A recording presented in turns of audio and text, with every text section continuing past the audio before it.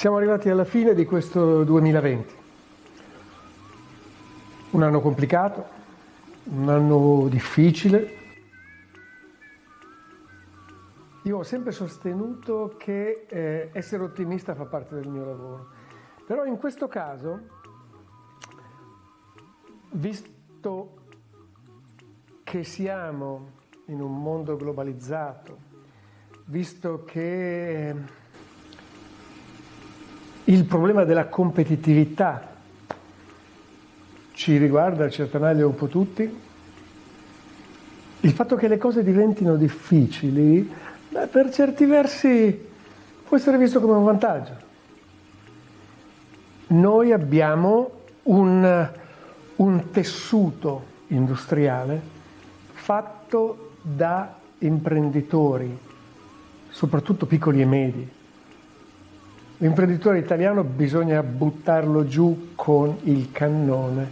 Non c'è modo di fare in maniera che alla mattina non si alzi per andare al suo posto di lavoro e andare a combattere. Ed è questo che distingue il campione dallo sportivo semplice. Il campione non si arrende mai. Noi, se mi consentite di mettermi nel gruppo, noi imprenditori italiani siamo una razza diversa. Allora è facile dire quando il gioco si fa duro, i duri cominciano a giocare, però è vero, è certamente vero che il fatto che sia diventato più difficile,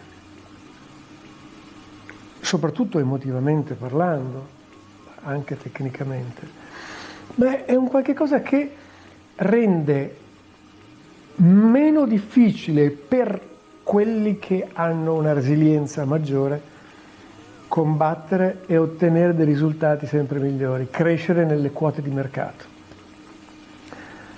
Il 2020 è un anno nel quale abbiamo avuto anche tempo di pensare. Noi abbiamo analizzato come lavoravamo, come potevamo lavorare meglio e che cosa potevamo fare per migliorare il livello di servizio e di contatto nei confronti dei nostri clienti. A livello interno siamo partiti con tutta quanta una serie di progetti che mirano ad ottenere una maggiore competitività del sistema Celada nel suo sistema competitivo.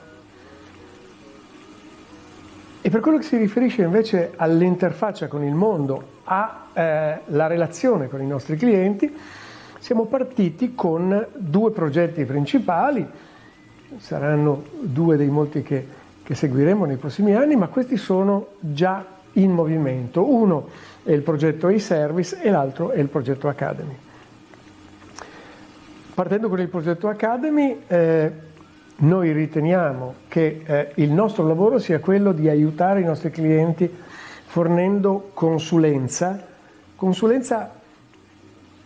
più ampia del fatto di dire guarda io ho una macchina così e così che costa questi soldi.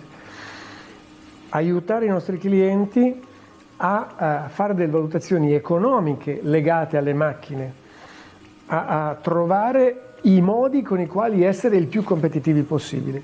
Ecco perché abbiamo, con l'aiuto degli amici che abbiamo presso una delle istituzioni più importanti d'Europa nell'ambito della tecnologia, che è il Politecnico di Milano, abbiamo pensato di costruire una scuola legata alla lavorazione meccanica, come si fa e come si fa per renderla il più competitiva possibile. Lavorare al meglio, facendo guadagnare i nostri clienti e guadagnando noi. L'altro progetto è il progetto e-Service. Per il contatto che si riferisce alla comunicazione tecnica con i clienti, noi siamo passati attraverso il call center che ad oggi sembrava essere la formula più sicura, la più certa per comunicare con i clienti, alla costruzione di un portale collegandosi con il quale attraverso dei meccanismi tecnologicamente evoluti e estremamente facili, si può accedere a un albero di conoscenza che può dare delle indicazioni estremamente importanti su che cosa è successo alla macchina e come si può fare per risolvere questo problema. Nel caso l'albero di conoscenza non arrivasse a risolvere il problema, sarà il portale stesso a richiedere l'aiuto e l'intervento di un tecnico, il quale peraltro sarà informato già in partenza di tutto quello che è stato fatto fino a quel momento, e quindi risparmio di tempo, efficientizzazione del servizio. Questa è la prima fase, che è già operativa. La seconda fase sarà quella della manutenzione preventiva, sempre all'interno di questo nuovo portale service, quindi fare della manutenzione programmata sulle macchine dei nostri clienti. E la terza fase è la manutenzione predittiva, cioè andare a valutare che cosa probabilmente succederà, visto l'impiego che ha avuto la macchina nel tempo, e fare in maniera di intervenire prima che il problema si generi, visto che i miei mentori giapponesi mi insegnano che non c'è niente che generi costi quanto l'imprevisto. L'idea è quella di eliminare l'imprevisto attraverso la manutenzione predittiva. Non so se sia vero, ma c'è una leggenda diffusa secondo la quale ai tempi di Confucio in Cina la gente pagava il medico quando stava bene e smetteva di pagarlo quando stava male. Ecco, l'idea, se vogliamo, è un po' questa: riuscire a fare in maniera che alle macchine non succeda niente, non intervenire. Chiaramente noi non possiamo farci pagare quando le macchine vanno bene, perché visto che le nostre macchine sono quasi perfette, i costi per i clienti sarebbero assolutamente eccessivi. Però ecco, quello che possiamo fare è intervenire prima che i problemi si generino.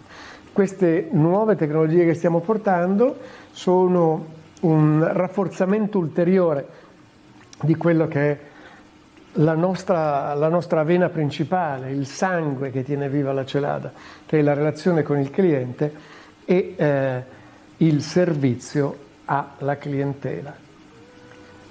Quindi io credo che il futuro sarà un futuro certamente impegnativo, certamente difficile, ma interessante, e lavorando bene.